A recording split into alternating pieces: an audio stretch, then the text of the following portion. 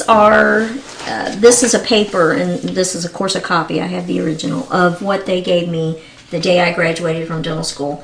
What amount, income level I would have to make, and how much of that would go to school loans, and what percentage. First off, I never even made enough in a month to pay the monthly school loan amount, so that's why it went into default. Right, and they basically made just completely unrealistic Unrealistic, projections on what you were totally gonna make, unrealistic, right? yes. I've not even managed to make any of them at all. So this year, of course, they're projecting I would clear about 260,000, and I'm making about 80. Where do they come up with these numbers? Well, I'm not sure, and I think that was the whole problem. Over 400,000 in 2015, which will not ever happen. The problem is, it also is your percentage of your school, of what they're taking. I know it's been proposed at 10%, and I think that is the fair amount. But at some points, I paid as much as 34% of my wage, 32% of my wage. Right now, I'm paying 25% of my wage to school loans. And that's a huge amount when you have other debts and other bills as well. Thank you so much. No, thank you very, very much for what you're doing. I appreciate it. Thank you. I really appreciate the help. Today, 2/3 of students are graduating college with an average student loan debt of $24,000. And the government is now making the situation many times worse by completely taking over the student loan business. Hidden inside of the recently passed health care bill, the government passed a complete student loan overhaul where they removed commercial banks from providing loans to students. Now, all students will receive their loans directly from the government at artificially low interest rates. There's absolutely no reason why we, the taxpayers, should be funding college education. And that's what we're doing when they're giving government aid. You know what my college debt was when I got out of school? $1,500. $1,500. You talk about inflation? You talk about inflation? You know what it used to cost me a whole year to go to school? $2,000. And that included room and board. You want to talk about inflation? You're never going to be able to get out from that debt. You're an indentured servant. That's right.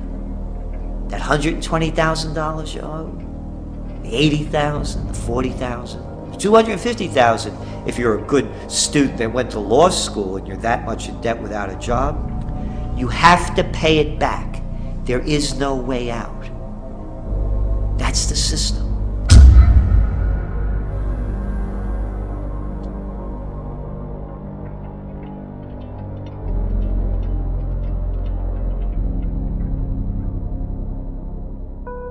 One of the unintended consequences of the Wall Street bailouts of 2008 is that now most American students believe that if they take out loans to attend college but can't find a job to pay them back, they will be bailed out by the government and have the loans forgiven.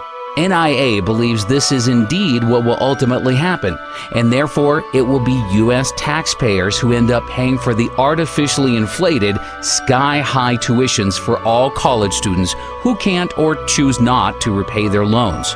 It won't only be taxpayers who suffer. All holders of U.S. dollars worldwide will ultimately pay for everybody's student loans, as the Federal Reserve is likely to print the money to make up for these bad debts, which will lead to hyperinflation and a worthless U.S. dollar.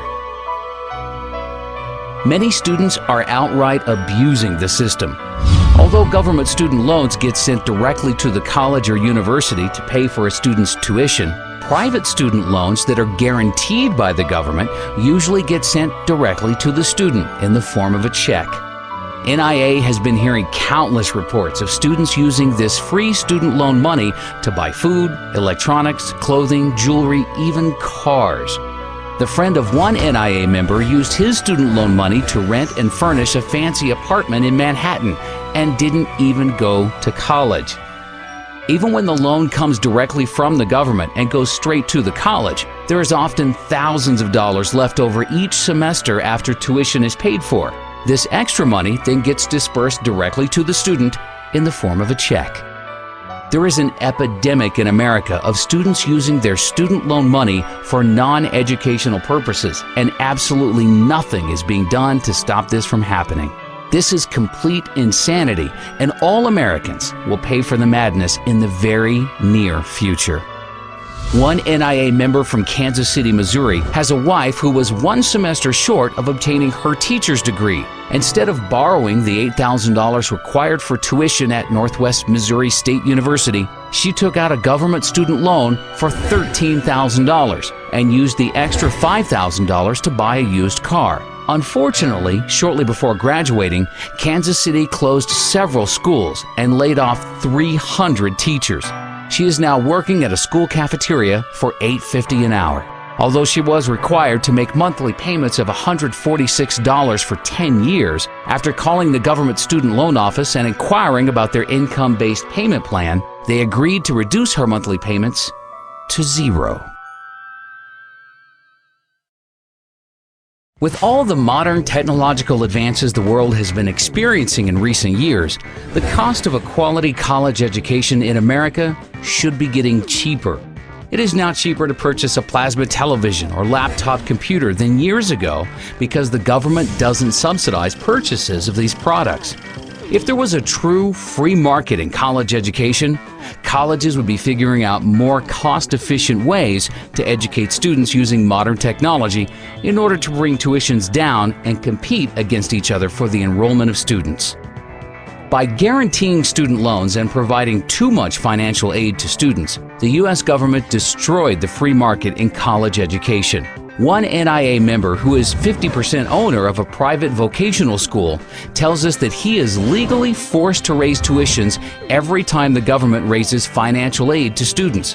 The government's 90-10 rule mandates that at least 10% of a private for-profit college's income comes from non-federal government sources. Therefore, private for-profit colleges must keep raising tuitions to stay within the 90-10 rule. The government needs to get out of the education business completely and allow private banks to re-enter the market and compete against each other in order to offer loans at reasonable interest rates to students who will have the best ability to pay them back. The reality is, the majority of the students who qualify for loans today from the government would no longer qualify. But this will force colleges to either bring down their expenses in order to charge affordable tuitions or close their doors for good.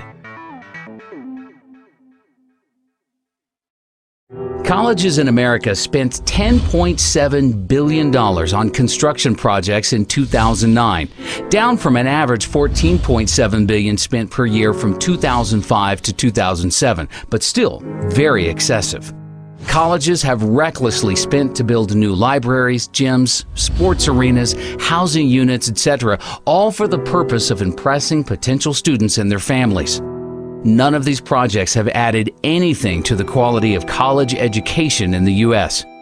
Many colleges have very large levels of debt they undertook to build new construction.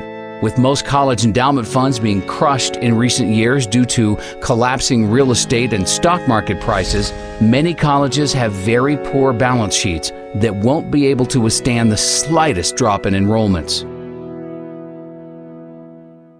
Jocks! Grown-up jocks!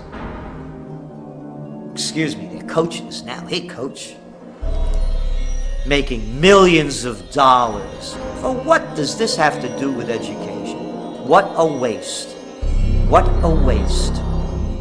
2-bit universities fielding baseball teams, football teams, basketball teams. For what? To entertain the kids?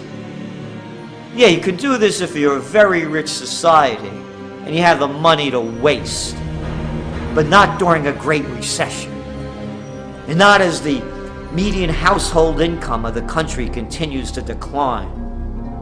And not as you're sending all of these kids to get degrees in worthlessness, because that's what these university degrees are, a lot of them. It's a waste of money, it's a waste of energy, and it's an affront to anyone who really wants to think seriously about an education, because it has nothing to do with the NCAA. With NIA projecting all U.S. interest rates to rise dramatically over the next few years to multi-decade highs, many colleges will likely be forced to double or triple their average tuition inflation rate to 10 or 15%, just to cover rising interest payments.